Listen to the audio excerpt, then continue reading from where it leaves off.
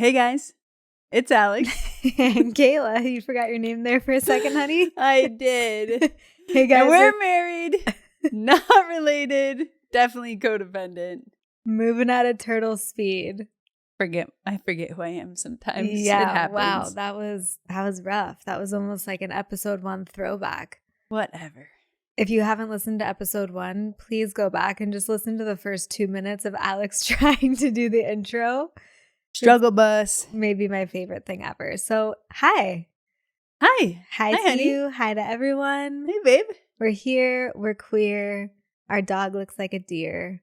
Yes. And I'm really excited because today we have some write-in stories from people. Ooh, we love write-ins. We love hearing from people. Well, that's what I was going to say first, is that I know it's like, okay, probably everyone listening listens to other podcasts, and all podcasters are like, please rate, review, comment.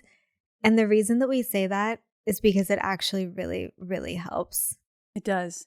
It also makes us feel like we're not on an island in our living room all alone by ourselves. Yeah, which we are. That too. It helps us feel more connected to you guys, but it also, it's like we're putting out all of this free content, and it's just like a super easy, fast, free way for you to support us. Whether it's like sharing with the show or sharing the show with somebody, leaving a review, leaving a comment on Spotify, all that stuff really, really helps. It goes such a long way. We read everything. We do. The good, the bad, the ugly. We read it all. Yeah. And yeah. We have some really smart listeners out there. We have. That put really thoughtful comments. I really like it. Yeah. You guys are geniuses. And I want to name our listeners. Do you? I'm kind of anti-naming. I have an idea. Podcast listeners. What? The Sister Wives. What do you think? I like it.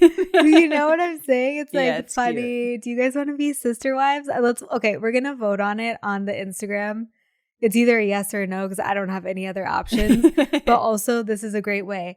Contribute. I'm going to put up a little box on Instagram and you tell me other names if you think there's better names. If you have something better, if you're more creative, then we'd love that. Yes.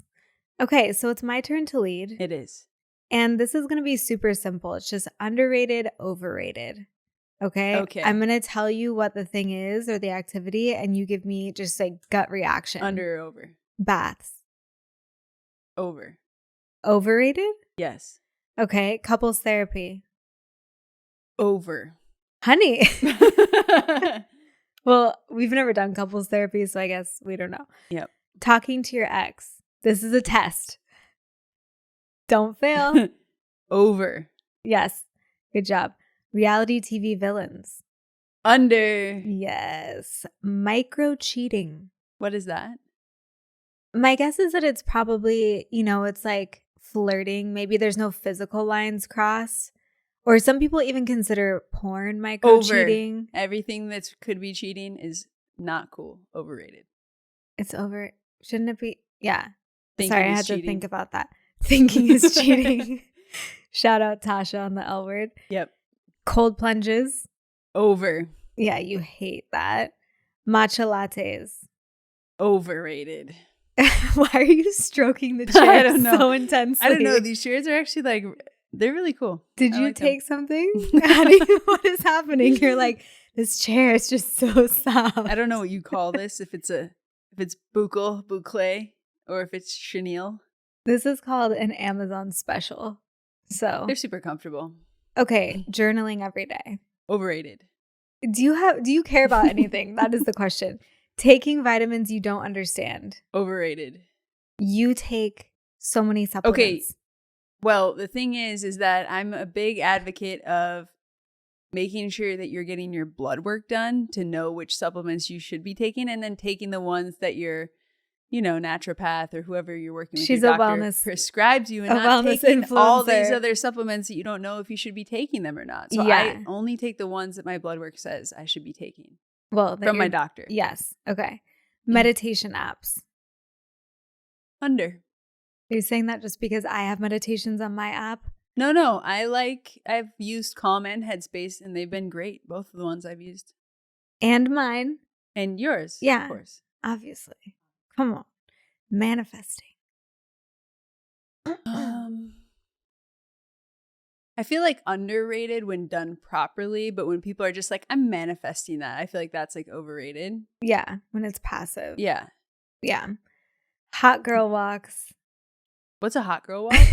I was waiting for that. It's literally just going for a walk, but it got rebranded a few summers ago. Like going for a walk, but you're wearing like your Lululemon outfit? It can be, but it's literally just like going for a walk. Like moving is hot, and like taking back your health is hot. Underrated. Okay. Therapy talk on social media. Overrated. Gross. Clean girl aesthetic. Your fave. Underrated. We love a clean girl. This is connected. I love when you wash your hair. This is connected to my Who's the Problem today. So we'll just have a quick little circle back at the end. I love a clean girl aesthetic. Okay. Last one. Astrology memes. Underrated. Yes, I agree. I like an astrology meme. We are painfully millennial that way, and I don't care. I love it. I don't care. What are you going to do? All right. So you're going to lead us in the ep today. Yeah. And what did we ask our audience? So I had just put it up on Instagram of like, this is a little safe space. Think of it as a queer rant.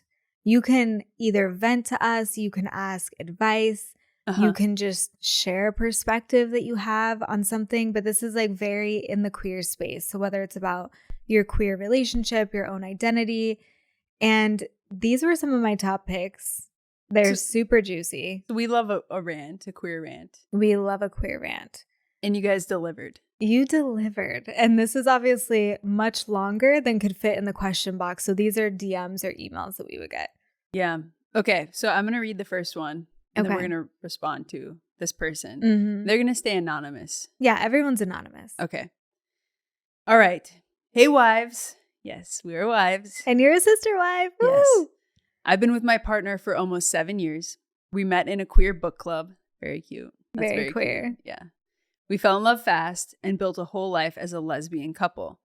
That label has always been really important to me, not just who I love, but how I move through the world. Recently, my partner came out as trans and has started transitioning.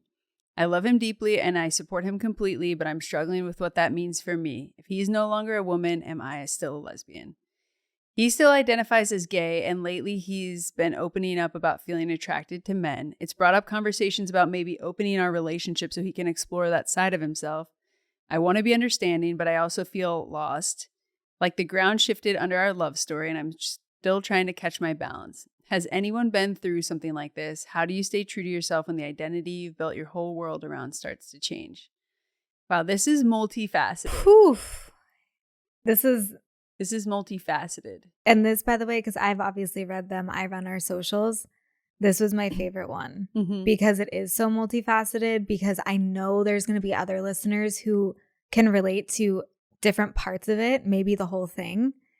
And we've obviously had our episode that we recorded recently, the Turf Talk one, where we're talking about transness, and we were talking more about trans women. This is more geared around trans men.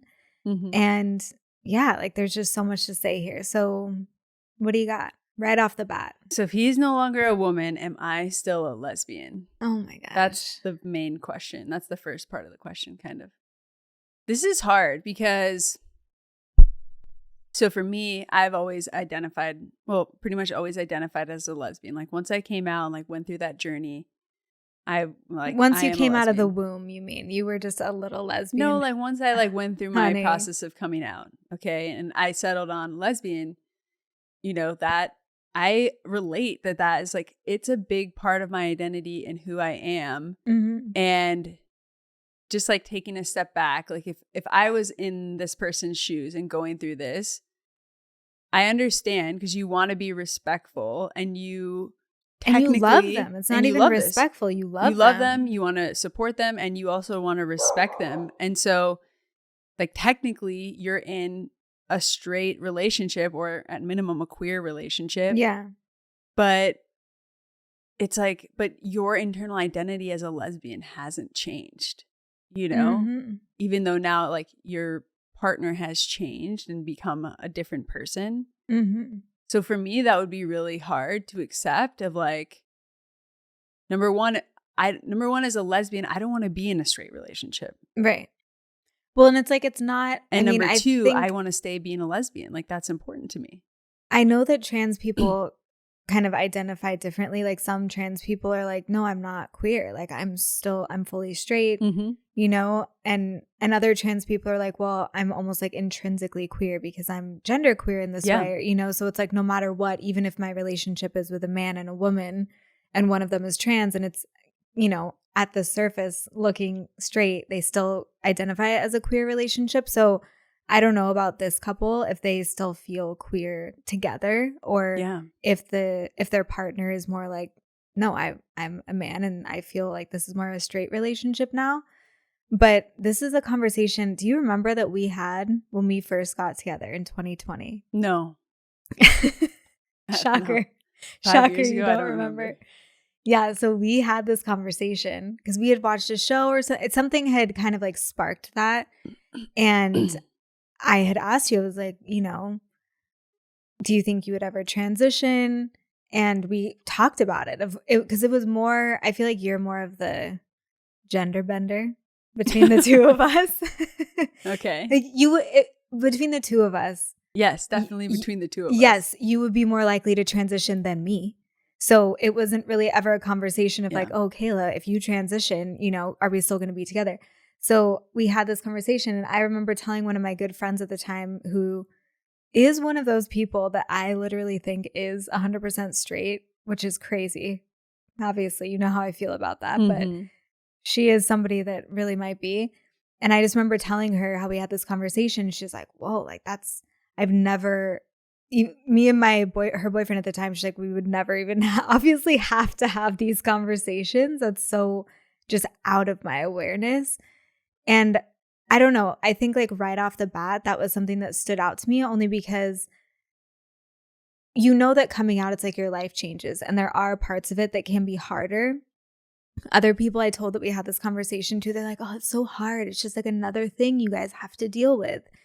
And I was like, I don't really see it as a hardship. Like I kind of see it as like a blessing or a gift in a way, where it's like we get to have these conversations around our identity, like these deep parts of ourselves 6 months into dating that a lot of couples don't have decades into marriage. For sure. You know what I mean? And it's like, because we are in this queer community and in this, we are queer. So it's like, I feel like we go deeper into our identities in some ways than straight people are almost like, you're not required to as much. Yeah. It's like you get the opportunity to explore yourself in ways that almost like straight people and cis people, like they don't ever even allow their brain to go there, because it may not even be like, you don't have to. It's not a may necessity. Not be safe to. And like as queer people, it's like we delve into everything. Yeah. So I don't know if that is part of what this person is saying at all, but even just kind of reframing that of like, oh, this is actually a gift that you even get to have this conversation, because so many people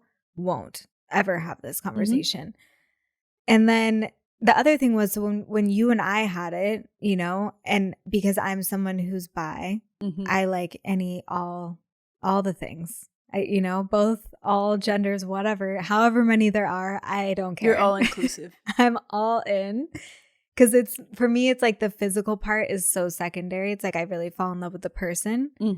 And obviously the physical part isn't the only part of being trans though. No. You know, so for me, I was like, because I'm not a lesbian, so that doesn't bother me as much. At that point too, I had only been in straight relationships. I think now in some ways it would be harder to go back to being in a straight relationship, just because I'm so used to how fucking gay we are. You know what I mean? But I was like, it wouldn't, in that regard, it wouldn't matter to me. Whereas I can understand how and why it would matter to, I don't know if it's most lesbians, some lesbians, all lesbians, I don't know, you know, but I would venture many lesbians have the same feeling as this person. And whereas I was like, the part that would matter to me, because this happens too, when people transition, their personality can kind of change. You know, it's like, because hormones are literally the puppet masters of our personality. So it's like, it does the same way that it reminds me of when we were talking about just coming out in general. and how we kind of transitioned out of the friend groups that we had been in for a long time. And then we came out, even if nothing bad happened in those friend groups, we're like, but I'm different now. Yeah. But at the same time, you're like, but I'm still me. Mm-hmm. And I'm still the same in so many ways, but now I'm like even more myself.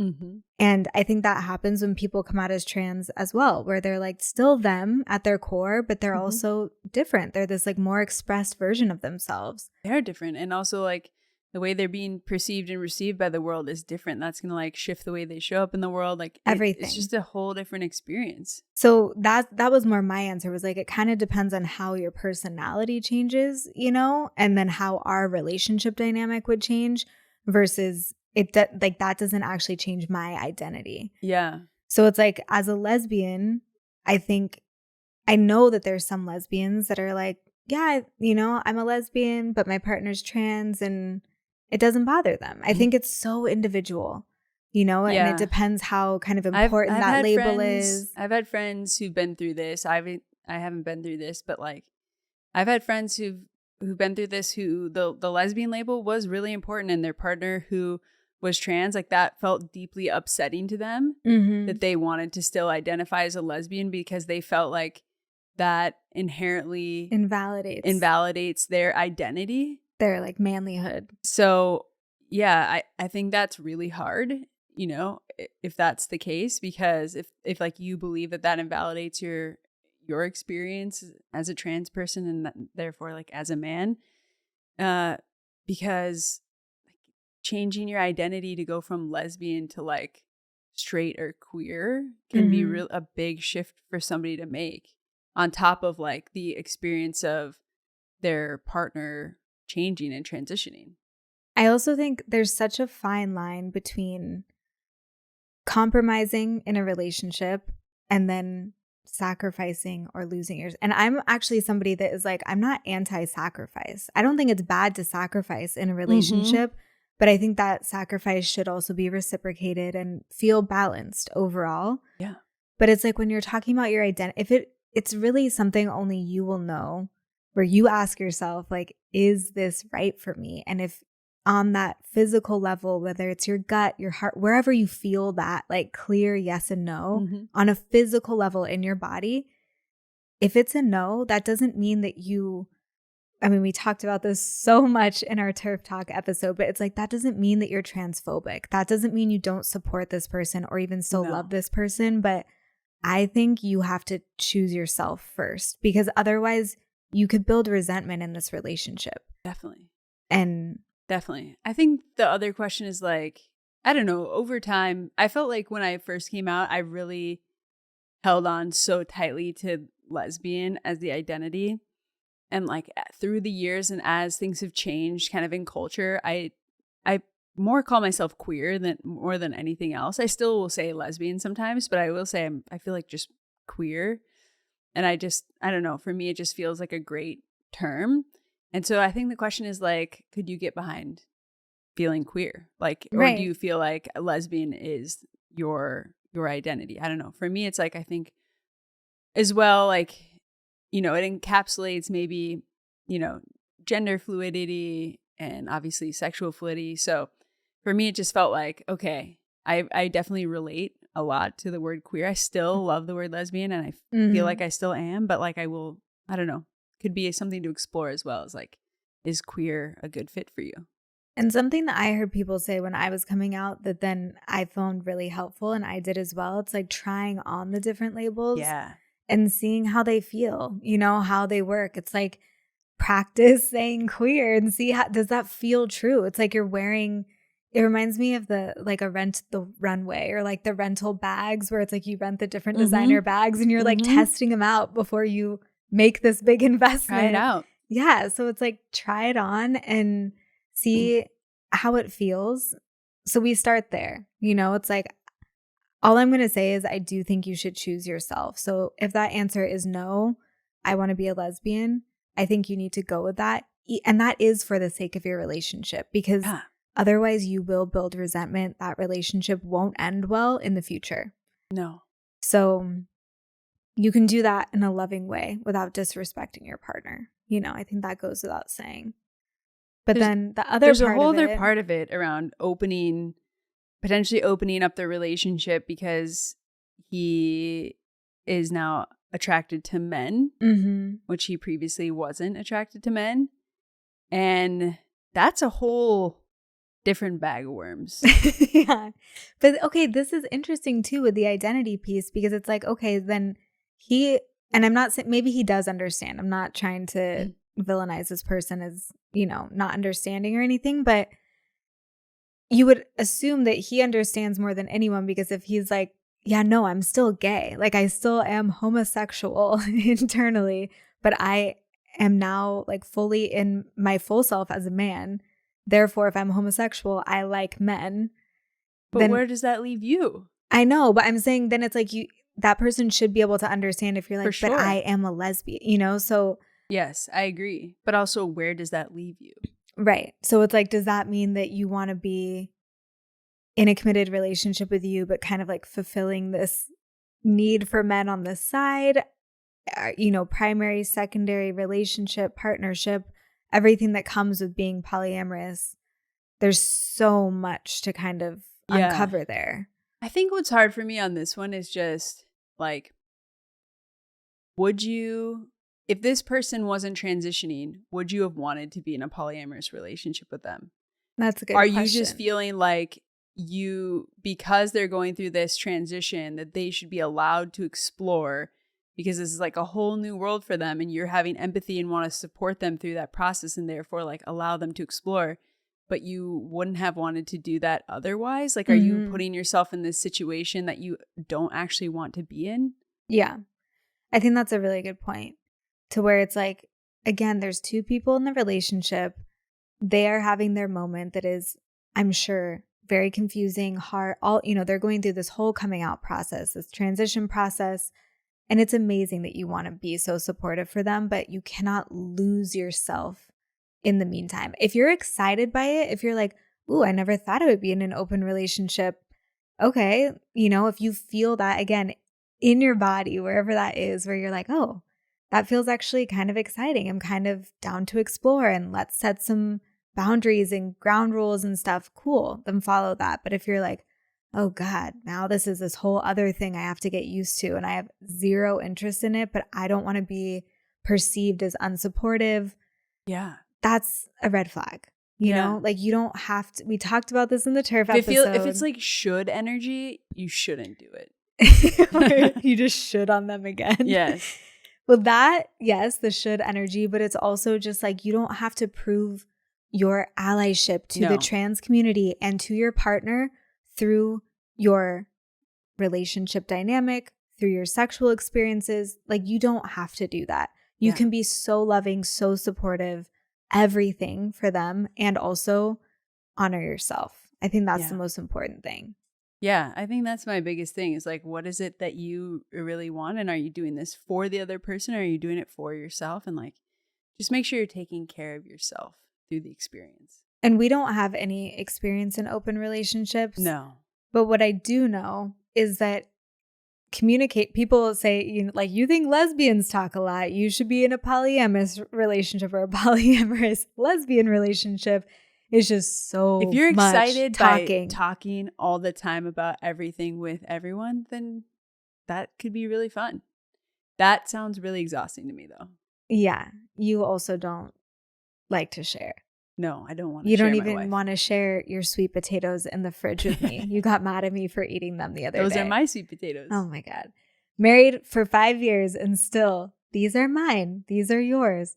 But yeah, so I would just say, make sure you have a lot of conversations. Maybe it's something you can go to therapy and kind of like get some guidance, because we are obviously not the ultimate guidance. It's a lot of change to navigate. A lot of change. And so the most important thing you need is to feel safe, which are those boundaries. It's like the structure of it. So just make sure you're on the same page before things start happening, like before the action starts happening, Mm-hmm. I hope that helped. I hope that helped too. Did it? It's a hard one. But let us know. I want to know the follow-up. Me too. Because that's a lot. We want to know what you all landed on and everything. Okay. So our next one is from another caller. I wish they were here on a phone call. I know. We need to get one of those phone numbers. I want to ask follow-ups. Yes. Okay, I was at a dinner party with mostly gay men, think wine, gossip, and a little too much shade, when a 20-something guest called out one of the older guys for using language he thought was outdated. It got tense fast. The older man basically said, "You kids have no idea what we went through to even have the freedom to argue about language." He talked about losing friends during the AIDS crisis, about how survival shaped his humor and his words. The room went quiet. I've been thinking about it ever since. Who gets to decide what's appropriate when trauma and history collide with progress? Oof. Another big one. I can picture this happening. Yeah. Where it's like, in general, when there's like older people, gay, straight, whatever, you might be more likely to hear offensive things around a table. Yeah, they're less likely to be politically correct. They're from a totally different generation. Yeah. Yeah. So it doesn't make it okay, but it is, I'm like, I can pick, that's just basically any Thanksgiving that you go to. At least that's how it is for me. When it's like there's much older people, you hear stuff and you're like, you can't say that anymore. Oh my God. Okay. So I've never been at a gay man dinner party like this, but I can picture it being sassy and inappropriate. Yeah. Especially, sounds like a good time. Yeah, the more alcohol that's flowing, and yeah. So I'm kind of curious what he said. Do you know what I mean? Like how inappropriate are we talking? I don't know. Because to me, that feels kind of important. I'm sure it's like queer language that we don't use anymore. Queer terms that we don't use anymore. Yeah, that's true. I mean, I even just think about stuff from 20 years ago when I was coming out, and it's like, there were a lot of terms that that people don't say now. Like, yeah, people would, if you were a gay guy and you had a best girlfriend who was straight, we would call them fag hags. Like, yeah. You can't really say that anymore. There's all sorts of like terms that, we used to say 20 years ago that even just in general, it's anymore. like even the word dyke now is, people are kind of like, oh, yeah, And I used to be like, oh yeah, my friend's a bull dyke. Or she's butch, or she's but whatever. Not even that, like on the L word. Yeah. They're like, oh yeah, we're a bunch of, it's like kind of that reclaiming of the word. Or when we met our friend's mom the other month who was a lesbian, and she's like, yeah, I'm just an old dyke. Like, yeah. It's kind of just like a almost self-deprecating, but like totally reclaiming word. Whereas our generation is like, what? We don't say that. Yeah, but I mean, the reality is like, they're not trying to be offensive. These are terms that they use in their generation. Yeah. It's like, well, that's what I was saying. I was wondering what it was, because I think it is different if it's like about yourself or your kind of community versus using like a racial slur. Do you know what I mean? Like, that's, in my opinion, different. Totally different. My guess is it's queer terms. Yeah. That they used to use 20, 30 years ago. So what happened? So then the older guy got really mad at the younger guy and was kind of like, you can't tell me what to the younger say. guy like called him out for saying, let's say he said fag hag or whatever. Okay. And called him out and said, like, you can't use that language. And, the older guy was like, you have no idea, like, what we went through to even have the freedom for you to even argue about language. Which I get in a way. It's like, I do think that people coming out now or kind of in the last few years don't even realize the level of privilege that they have. And they kind of like show up to the queer spaces of like, they're perfectly politically correct and, super progressive and liberal. And they have no concept of what our elder queers even went through that has even allowed them to show up in that way. I think that a lot of young people might have they might have an understanding, but it's like, how can we really know when we haven't experienced it? Even I say this all the time of just me in comparison to you. I came out in 2020. You came out in 2009, right? You came out in a time where you didn't think you just had accepted, I'm never going to be able to be legally married. That's what it means to come out. Coming out in 2020 is so different in that regard, and that's just about marriage. Now, if we're talking too about gay men, and this is somebody who lived through the AIDS crisis and who is watching probably a lot of their friends die during, like, that was such a horrific thing experience that happened, and that has been so still stigmatized, kind of swept under the rug. The way that society and world treated gay men at that time was so dehumanizing, like so beyond anything that we can understand, really. Yeah, I mean, I think if you were coming out in the 80s or 80s, let's say, and you're a gay man, you didn't even know if you would live till you were 40 years old. It's like when I came out in 2009, it was like I didn't know if I was going to be able to get married. That's totally different than like living, not even know if you were going to live. Like, and same thing coming out in 2009, I could have a job in corporate America. Like 80s and 90s, maybe you couldn't have a job in corporate America. Like you had a totally different life. Well, not only than what people have now. Not or even only in the that, last it's 20 just years. like you, if you did get HIV or like whatever, it's like the medical system didn't even really want to help. Like they were so scared of what was happening and didn't understand what was happening, that the way people were treated, even in institutions like hospitals where people are supposed to be cared for and helping them survive, it's like they were even then just kind of like isolated off, like, oh, we can't deal, literal lepers of society. Literally just get quarantined and people wouldn't even give them care. And that's why it's like the people's Princess Di, hugging AIDS patients. It makes me want to cry. Honey. All the lesbians taking care of their gay guy friends. Fun fact, that's why L is at the beginning of LGBTQ, because of the lesbians taking care of all the gay guys during the AIDS crisis. Amazing. But it's like when people, if you don't, I mean, think about, we all lived through the pandemic. Anyone listening to this podcast lived through the pandemic. Remember when COVID first happened and everyone's like, what is this? Are we going to die? You know, and like that initial panic, like, what is this thing that's killing all of these healthy young people? Because of the way it was kind of like being broadcasted on the news. And there was so much fear in the beginning. That was happening with AIDS, but for a much longer period of time. And when it's like, remember in the pandemic, people would cross the street if someone was walking near them and everyone is so separated. And it's like that times 10 if somebody was HIV positive or had AIDS, to where it's just like, ooh, we can't even touch them. We can't be around them. So to have people come in and like give them love with physical affection was so huge. But regardless, like going through all of that in that era and then sitting at a dinner party with a younger person being like, you can't say that. I can imagine the older person is like, being so annoyed. Are you serious? You're really gonna I also think like older gays, like they have snarkier, darker, sassier senses of humor because they have been through a lot. Yeah. You know, and that's like a coping mechanism.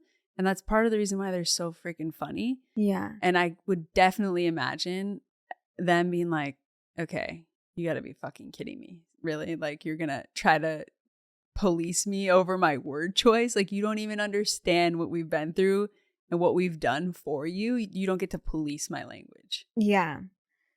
Yeah, it is. It's like I tend to usually I'm into elders. You know what I mean? Like I tend to err on that side. And also I do believe that it's like you can continue to, I don't think just because you're getting old, it's like, well, I know everything I've experienced. Like you can improve and evolve and be a better person. Sure. But I think in this case, it really, I mean, I would love to have heard you know what I mean? What did you say? What did the other guy say? Because maybe it's one of those things where it's like you say it more in private. Maybe he also felt embarrassed because you put him on the spot in front of everyone, or I don't know. But I think it is something that just like in general, queer people could think about is the privilege that we have now. It comes from a very long period of time of being like really, really oppressed, dehumanized, treated horribly in society. Yeah. Yeah, for sure. I don't know. I also just think about it's like my dad's 84 and he says stuff all the time that's like not necessarily appropriate in today's world. And I'm like, I don't really feel the need to correct him. Do you know what I mean? It's kind of like he's not doing it to be offensive. It's not intentional. It's also just like he's from a different generation. They speak differently. I don't feel the need to like force him to speak in 2025 terms. Do you know what I mean? I am somewhere in the middle. It depends on what they say. It definitely depends what they say. It's like if it's something that if it's something so horrible, of course you're going to say something. Yeah. But if it's like... If it's something that it's like, oh, this kind of like recently changed and now we say this. I don't know. For me, it really depends on what they say. Yeah. Anything else you want to add? I don't know if we really answered. What was the question? Or was it a question? Who gets to decide what's appropriate when trauma and history collide with progress? I think it's individual, you know, like anything. So, yeah. I mean, I think everyone will have a different definition of appropriate too. Yeah. But I think it is so important for younger people coming out now, like our generation and younger, to really learn the history of queerness and in a way that gives you more appreciation and gives you, like, if you are somebody that considers yourself an activist and is like fighting for our rights and other people's rights and all this stuff, it's like, we'll learn how we even got to the place that we have. Being able to fight for rights is a privilege in and of itself. Like, learn how we even got there. Yeah, for sure. Okay. Let's see. Okay, here's another one. Okay, I'm torn on this. I'm queer and I love seeing more queer stories on screen, but lately it feels like everyone's policing who's allowed to play queer. I get wanting authentic representation, but does being an actor mean pretending to be someone else, or is it about lived experience? Am I a bad queer for thinking it's okay if a straight actor nails a queer role, or should these opportunities only go to us? Ooh, bad queer. I'm just kidding. Well, they said, am I a bad queer? Yes. Be a bad queer. I don't know. I'm just like, speak your truth. You know what I mean? Yeah, I don't know. Like, I personally, when I watch a show, like, for example, when L Word came out with Generation Q, all the queer roles are given to queer actors. I personally really liked it. It was like the first thing that we did. It was like, oh, is this person queer? Is this person queer? Like, are they bi? Are they, whatever? Because I'm sorry, Bette Porter, you are a lesbian. How is she not? Stop pretending to be straight. Just come out. We will embrace you with open arms. Like, what? You are an amazing actress. Amazing. We need you to be gay.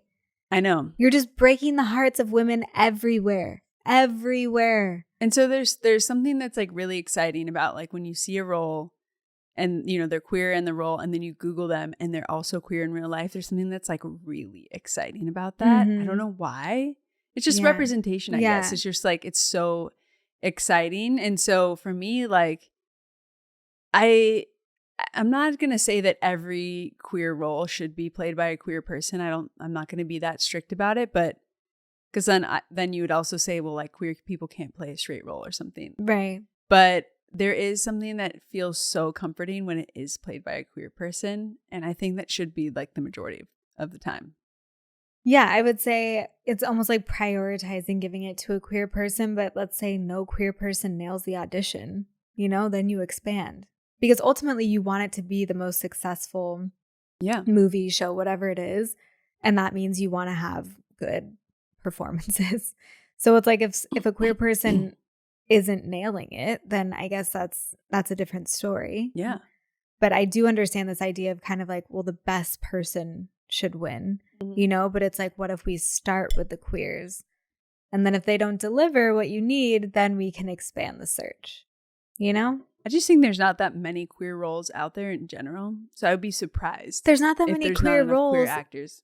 And I feel like everyone in Hollywood is queer. I'm sorry. Exactly. That's like super gay town. Yeah, the majority are like definitely bi.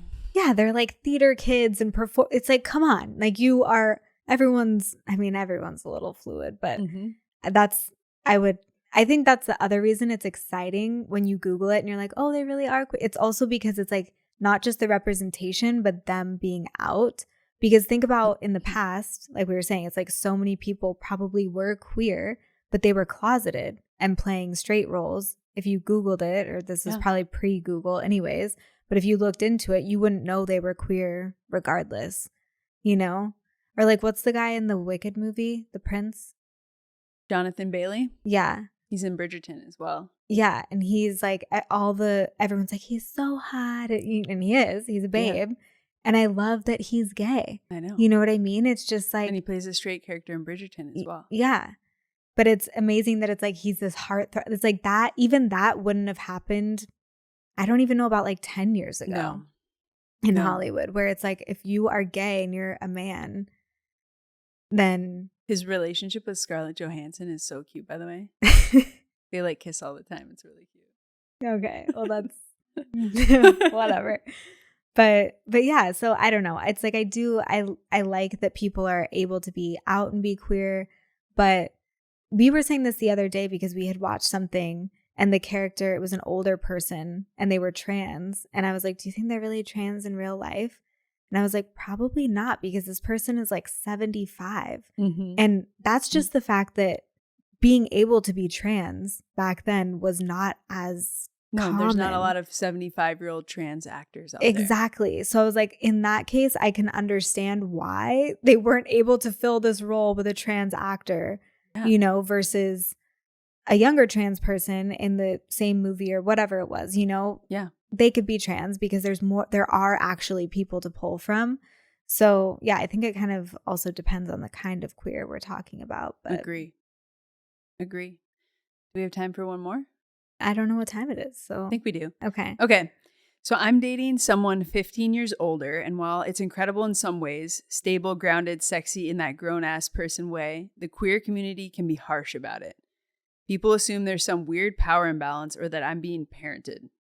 We talk about age gaps so differently in straight culture versus queer culture. I don't know. Is it possible to just love who you love without it becoming a discourse? I guess I didn't know it was different in queer culture versus straight culture. I definitely think so. Yeah, like if a 50-year-old guy daddy, or 45-year-old guy is dating a 30-year-old girl, no one cares. I care. People care. People don't care. People do care. People will still say. I think if the girl is over 30, nobody cares. I think if the girl is in her young 20s, people care. People have comments to say about it still, whether it's like she's a gold digger, he's a creep, whatever it is. People have ultimately commentary. It's very accepted and it's normal. Like there's so many men dating women 15 years younger than them. But so in queer culture, you're saying it's not as accepted. Yeah, I think it's from queers or from the straights. From the both, from the queer community. People assume there's some weird power imbalance or that I'm being parented. Well, maybe, I don't know. Maybe it's because so many queer people are that kind of, as we were talking about, it's like want things to be perfect and like there can be a lot of policing that happens in the queer world. Yes. So it's like, I do think a lot of it comes from a good place of wanting fairness and equality and things to be as good as possible. But sometimes it gets taken to an extreme that is not actually healthy or helpful. So in that regard, I can understand why the queer community might be like, no, that's not okay. Are you safe? You know, this is the power imbalance. But all I'm saying is I've heard straight people say this about straight relationships as well, where they're like, that's weird. There's a power imbalance. I've only heard that when the girl's in her young 20s.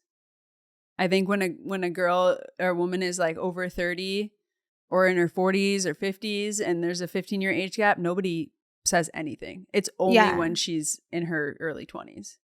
Which is fair enough because her brain isn't formed yet. But like if a 50-year-old woman dates a 65-year-old guy, nobody cares. Nobody's going to say anything. 15 years is also not, I mean, I've seen way bigger age gaps in straight relationships on TV. If we're talking about TV, you know, it's like there's housewives who have had husbands that are decades older than them. And it's just kind of known like, weird. Oh, she likes. That's weird. You know, likes older guys or she's doing it for money or whatever it is. People talk about that with Nick Viall and his wife. She's 25 or 6 or something and he's in his 40s. I want to say he's like 20 years older than her. So yeah, people talk about it is all I'm saying. I've heard, and these are just like big straight couples. And I've heard people talk about it negatively as well. I was just saying I didn't know it was different in the queer world, but if it is, it's probably coming from that place of like just wanting things to be so correct. I think it's hard for me to relate and understand. I've never really liked someone who's way older than me or way younger than me. I think for me, it would feel harder to relate to them. But if this person feels good about it and it feels healthy and reciprocal and there isn't a power imbalance, it's like only you will really know that. Yeah. You know? I think people just love to have opinions. So like, I think that's normal. And when they see something that is different, they're going to have an opinion. But I think ultimately, if you guys are grounded in your relationship and you've got a good balance, like, you know, doesn't matter if people think that there's some power imbalance. That's what I was going to say. It's like, who cares what people think? Yeah. But yeah, I think it just depends on the quality of your relationship. So, well, do they have a specific question? You keep asking this. I know. Is it possible to just love who you love without it becoming discourse? Well, isn't that like the question of queerness? You know what I mean? Like, I think can't we people just are just love who we always love? gonna have an opinion, especially when it's different than what they're used to seeing. And especially because of the internet, because we share our lives online. And obviously we don't have to do that. No one's forcing us to. We are opting in to do that. But then that comes with getting a lot of opinions back. Definitely. Which can feel overwhelming. So maybe that's something you protect from. What I don't know what this person's work is or anything, but it's like, maybe you don't share your thing online if you can't, because I would assume it's probably online. Like, most people in person don't say the same things they would say online. Yeah. Like, is there a power imbalance? If it's one of your friends, it's like, hey, you good? You really happy in this relationship? Like, that's a different conversation versus like a lot of commentary on a viral video or something. No, so, I mean, I think it's like, if you're happy in the relationship and you've got some daddy on your arm, like, good for you. Yeah. Zaddy. It's exciting. Okay, honey. Who's the problem for you this week? Oh, no, I already know what it is. You alluded to it at the beginning. No. Honey. No. And I told you this when we went on one of our walks this week. I said, I'm going to put that on my Who's the Problem list, because I just have a running list in my phone. Whatever. So you're in the hot seat today. Whatever. I wash my hair once a week. Okay? Mm-hmm. I'm just going to put it out there. I wash it once a week. Every single time, without fail, when I wash my hair, and this happened a few days ago on the day I washed it, you're like, oh my God, you just look so beautiful today. You said it so many times, which on its face, you're like, well, that's a nice thing to say. Why are you complaining? I'm not complaining. That is a nice thing to say. The thing is, you only say it once a week. And you say it only on the day I wash my hair. And this is subconscious. I don't even realize. You have zero clue that I've washed my hair. There's some days you just look amazing. You're like, you just look so good. Like, you always look good. Mm-hmm. Like, your baseline level is you always look good. You see she's recovering. And then some days you just look unbelievable. It's called clean. I'm like, damn, my wife aesthetic is a 10 today. Okay. If I said you were a 10 every day, you wouldn't believe me. No. But if once a week I'm like, wow, you are a 10? Yeah. Do you believe me? No. You just don't believe you're a 10 I still don't believe me. But no, it's more just like, okay. And this is actually something that I said a long time ago. I was like, this is the trick. You need to set the bar so low that when you do small things like washing your hair, people are like, oh my God, you look so good. Or if you put mascara on, you know what I mean? Like, something so small. Those used to be givens. I thought something looked different about you today. Yeah. When those used to be givens in my just like getting ready young woman life, when I was like so glam all the time. And now it's like the bar is so low that all I have to do is wash my hair and I go up so many notches. But my point is, who's the problem? Should I wash my hair more? Or should you just find me beautiful all the time? First of all, I do find you beautiful all the time. And you know that. But you don't believe me when I tell you that you're beautiful. Yeah. That's a separate problem. Okay? And then once a week when I tell you that, oh my God, you're like a stunner, you shame me for telling you how beautiful you are. No, I don't shame you. I'm just like, really? And you'll be like, did you wash your hair today? I just think it's a funny thing. And what you said this last week was, well, maybe you need to wash your hair more. Yeah, maybe you do. Maybe you do. We'll let the pod. What do you guys think? The sister wives, they'll vote. Whatever. Who's your problem? Okay. I was thinking about like pop culture things recently. Mm-hmm. And Do you remember, I think this was like a month ago. Mhm. Maybe it was 2 months ago. I don't know. But it was recent. When Sydney Sweeney did that American Eagle jeans ad. Yeah, we're like 5 months late to the conversation. Yeah, but I was just thinking about it recently because I just saw something about it. Because she's dating Scooter Braun. Did you know that? Oh, God. So why is she bad. Ew. Gross. Like, that's not going to Is she really? Yes, that's not going to help your image. Okay, so Sydney Sweeney did this American Eagle jeans advertisement. It was like, I've got good jeans, you know? Got good jeans. You know her And voice? it was like, yeah. How do you do You that can't voice? impersonate it. But it's like implying that she has like good genetics, right? Yeah. But also good jeans that she's wearing. Play on words. Okay, and the internet like lost their mind. Eugenics. Yeah, lost their mind. Yeah. Who's the problem? Is it the ad or is it the internet? I think it's more specifically at Sydney Sweeney, whereas the ad is about the brand. I feel like the brand knew that they were going to get a reaction. They succeeded. Okay.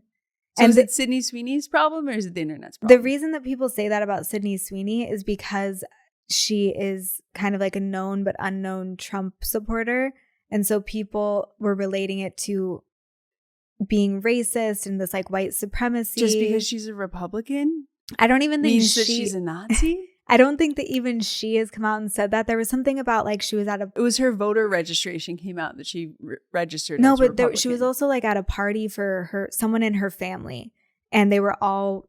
The theme was something like redneck country. I don't know. And so they were wearing like MAGA stuff. And then she was like, no, that was the theme. It was something like that. So that's why people were like, oh my gosh, now you're basically saying your genes are good because you're white. That's why people were so upset. Because you're like a blonde, not blue because hair, like or blue hair. Not because they wrote an advertisement and just had her in it because she's gorgeous. Yeah, I think that the brand, I don't know if the brand said it or if she did or whoever, but it was supposed to be a play on like some old Calvin Klein ad or something with like Denise Richards, I want to say. I don't know, like old from the 90s or 80s or something. So it was supposed to be a play on like an old ad actually. Okay. And then it just got extrapolated into this bigger thing. So who's the problem? I think the internet's always the problem. Always. The fans the answer are is always the internet. But it's funny because it's like 5 months later, we're still talking about. So the ad worked. Sorry. I think the ad was amazing. The ad worked. Like we're all talking about it. It is true. The bad press is all press is good press. Like that is true. So it's funny when it's like there's so much noise about something. It is actually just doing exactly what they wanted. Because it's not like American Eagle lost money from that. No, their stock went way up after the ad. Yeah. So I'm like, it seems like they lucked out. Whether that was their real underlying message or not, I don't fully buy into that. No. I think that especially for a major brand like American Eagle, that would be really stupid if you had this like underlying white supremacist ad. That would be crazy. But Sydney Sweeney, whatever. She's a babe. I mean, come on. She has good genes. Okay. Yeah, she's super hot, but she's just been kind of like shoved down our throats is how I feel. I'm like Sydney Sweeney'd out a little. You know what I mean? I'm not. Relax. Relax. So she's underrated. She's underrated. Yeah. All right. Well, you guys let us have. know. You let us know. And next time we do a write-in, please write in your stories. You can also tell us if you're like, hey, I don't want you to read this on air, then we won't. That's totally fine too. But totally. We love hearing from you guys. So that's a wrap. See you next week. Boop. Bye.